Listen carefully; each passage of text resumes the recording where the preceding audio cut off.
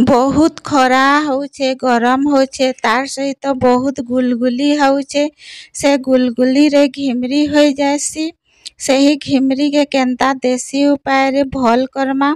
नमस्कार couple H के channel के आपण मान को बहुत बहुत स्वागत। आसुन आमे जानमा देसी उपाय रे केंता भल करी पारमा। घिमरी लागिर मेडिसिन खाएबार के नी लगे कि पाउडर लगाबार के नी लगे। छोट मने हो कि बड़ मने हो घिमरी हेले बहुत कुंडई हेसी संभाली नी हुए आउ किछि काम करबार के मन नी लगे खाली हाथटा घिमरी कुंडाबार के मन हेसी। सेथिर लगी आमे सबु दिने तैयारी करी लगई पारमा। जेन जिनिस तैयारी करमा ताहाके सबु दिने लगई पारमा। घरे थिबा जिनिस रे लगई पारमा। मुई इने नहीं जाइछे एलोवेरा खंडे आ मझी नो काटी देबी आउ छुरी थी ताहाके आमे टेप टेप करी दमा जहार द्वारा से एलोवेरा रो नालो अंशटा बाहरी जिबा ऊपर भाग के। आउ एलोवेरा रे आमे हल्दी टिके पकई दमा। आमे देसी हल्दी के लगामा। देखुन मुई ठाने का देसी हल्दी नहीं जाइछे एलोवेरा रे पकई दउछे। आउ आमे एछन का काना करमा जेन जगह रे आमर घिमरी होइथिसी सही जगह रे आमे लगई दमा। एंता लगामा दिन को 2 थर। बेसी घिमरी होइथिले कमी जिबा आउ बेसी कुंडई नी हुए बिदबिता नी लागे। देखुन इटा मुई मोर हाथे लगई करी आपण मान को देखई दउछे एंता हिसाबे लगाबे।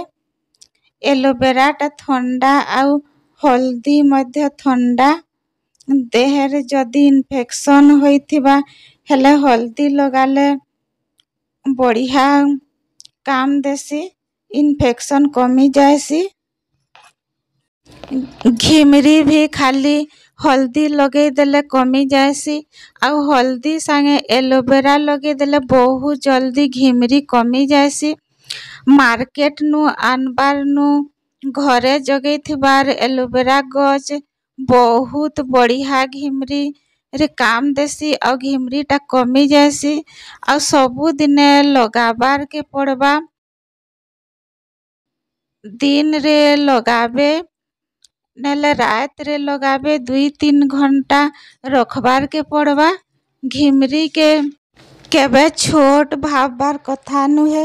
ई घिमरी होई करी पूरा स्किन इन्फेक्शन हो जासी आउ बहुत हो जासी आउ बहुत कुंडे हेसी। छोट छोट छुआ मान कर भी हो जासी। सेथिर लागिर छोट छोट छुआ मान कर रेमेडी बनई करी देखाबी। छोट छुआ मान के एलोवेरा लगे देले छोट छुआ मान को ठंडा धरी देसी। सेथिर लागिर आमे आउ गुटे उपाय करमा। इने मुई नहीं जाइछे देसी हल्दी। आपण माने जमा भी पॉकेट हल्दी नी नेबे। आमर माँ माने आई माँ माने एंता घिमरी के छड़ाऊ थिले केभे भी मेडिसिन आनुनी थिले।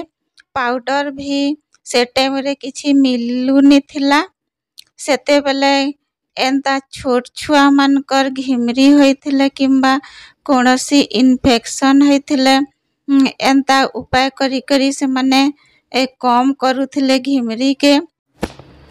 इने मुई जोड़ा तेल नहीं जाइछे। मार्केट रु भल जोड़ा तेल नेबे। भल जोड़ा तेल मिलुछे मार्केट रे। गुटे चामच हल्दी नेबे आउ गुटे चामच जोड़ा तेल नेबे। मैं कम क्वांटिटी रे बनाउछे ताहाके भल करी मिसई दमा। आउ बड़ माने लगाले एलोवेरा जेल देई करी लगाबे। छोट छुआ मान के जोड़ा तेल बहुत बढ़िया काम देसी। सुरसो तेल गरम हो जायसी तो आमे जोड़ा तेल देले छोट छुआ मान को ठंडा रहेसी देहटा तो आमे छोट छुआ मान के जोड़ा तेल आउ हल्दी लगई दमा। ତାଙ୍କର ଦେହ ଥଣ୍ଡା ରହିବା ଆଉ ସ୍କିନ୍ ବି ଭଲ୍ ରହିବା ଘିମିରି ମଧ୍ୟ ନି ହୁଏ। ଭଲ୍ ଭାବେ ଲଗେଇ କରି ତାହାକେ ମାଲିସ୍ କରିଦେମା। ମାଲିସ୍ କରି ସାରିଲା ପରେ ଆମେ ଅଧା ଘଣ୍ଟା ରଖିଦେମା ଆଉ ଧୋଇଦେମା।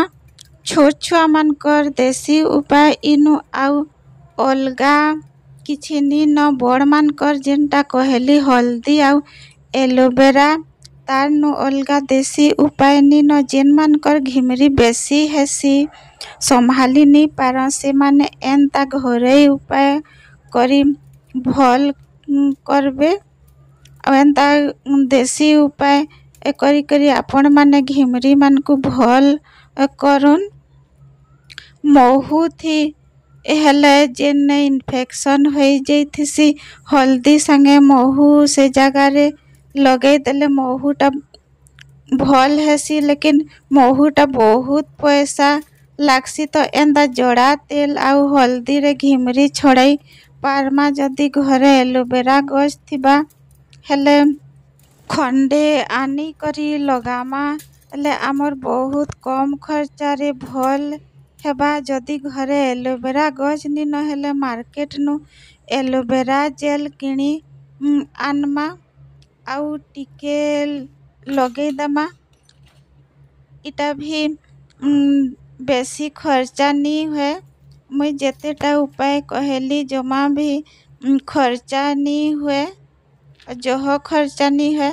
ଦେଖୁନ୍ ମୁଇଁ ଇଟା ଖଣ୍ଡ ହଳଦୀ ରଖିଛେ ଆମେ ଯେନ୍ଟାକି ଘରେ ଆମର ବାଡ଼ିରେ ଜଗେଇଥିଲୁ ସେହି ହଳଦୀକେ ଖଣ୍ଡ ଖଣ୍ଡ କରି ତାହାକେ ଶୁଖେଇ ଦେଇଥିଲି ଆଉ ଏଟାକେ ପାଉଡ଼ର କରି ରଖିଛେ ଆଉ ସେହି ହଳଦୀକେ ୟୁଜ୍ କରିଛେ।